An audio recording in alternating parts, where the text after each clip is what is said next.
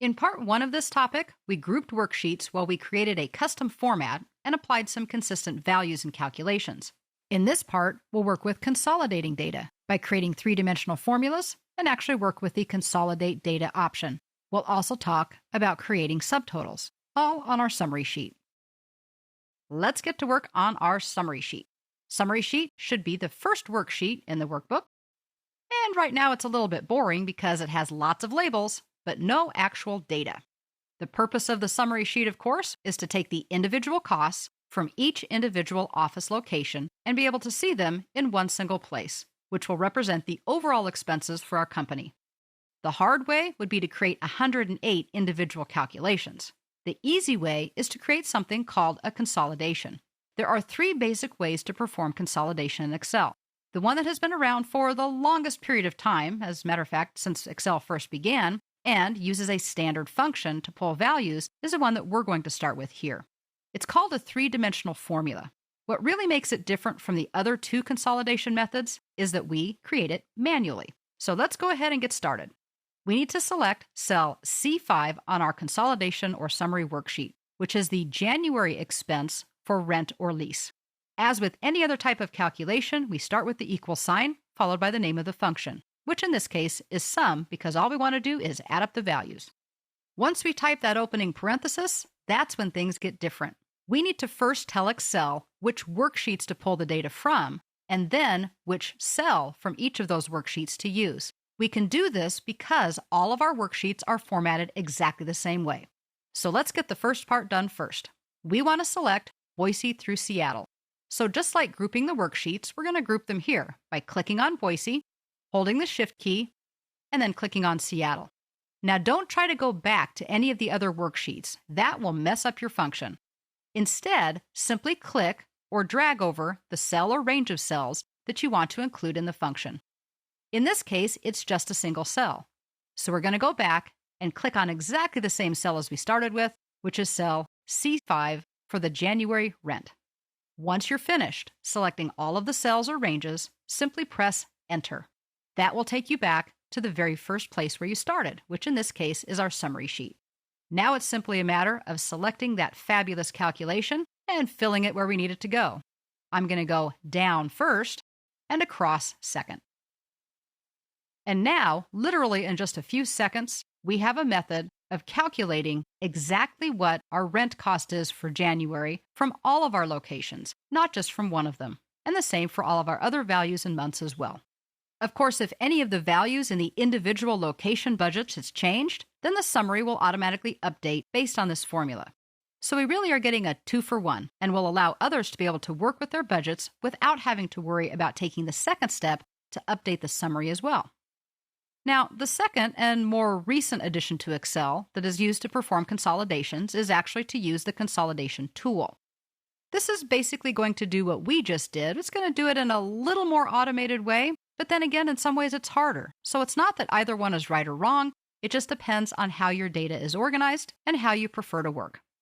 Before we get too carried away, though, I do notice that in cell A15 we have a title called Average Costs, but it doesn't look too much like a title. So we're going to format that real quick using a cell style.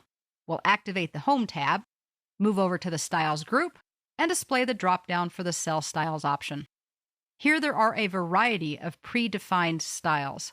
You'll notice that one has already been pre-configured called Column Heading. This is one that's already been applied to this worksheet, and so it keeps consistency. Now we can go ahead and click in cell A17, which is where we want our consolidation range that we're about to create to be created. Where exactly do we find this consolidation option? Well, because it deals with data, we're going to find it underneath the Data tab.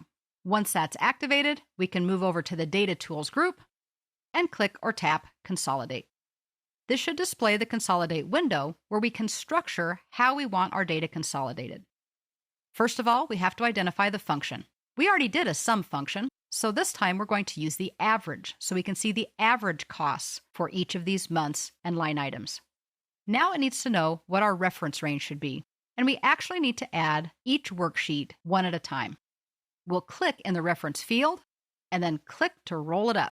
Now we're going to start with Boise. We simply want to select everything, including the labels.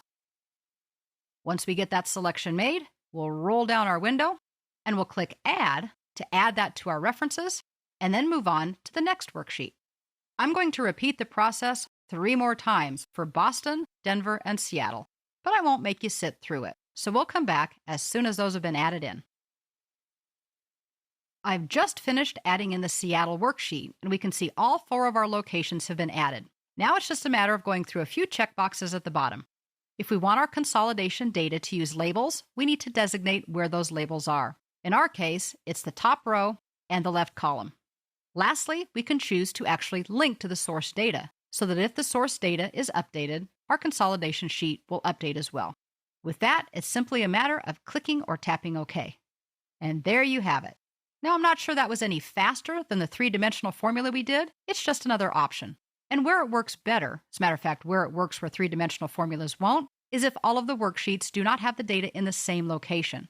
Now, they still have to be arranged in the same way, but maybe in one worksheet they started on the 5th row for some reason. In that case, the consolidation would work better simply because we get to add each of our worksheets or each of our ranges individually.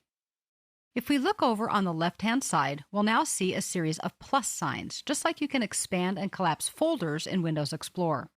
Consolidation is kind of a catch-all. It gives us a way to easily summarize from multiple different areas, ranges, or worksheets within the same workbook or even from completely different files. But in some ways, it's also like subtotals. Now, we won't go into all of the technical differences between them and the similarities, but this is the type of thing that we see with subtotals. First of all, we can click on any one of the plus signs to expand and see the detail that's going into the summary calculation. Likewise, we can also click on the minus sign to collapse it back down, which is the way it's initially presented. At the top left of the screen, just below the name box, we also see some numbers. This is another way to more generally expand and collapse the data. If we click on larger numbers, it expands it all the way out, all of the levels, instead of doing them one at a time. And if we click or tap on the number 1, it collapses them all back down. The same type of thing could be created using subtotals, as well as pivot tables and a few other techniques. If you're interested in using subtotals specifically, don't forget that they are found on the Data tab, on the far right-hand side of the ribbon underneath the Outline group. When we click subtotals, it's going to give us an error because we already have something in Excel and it's getting it a little confused. So we'll simply say OK. But the reason I wanted to open this window is to show you that the options are very similar. When we consolidated, we chose a summary function and then designated the ranges to consolidate. With subtotals, you're working with a single range of data that's been sorted.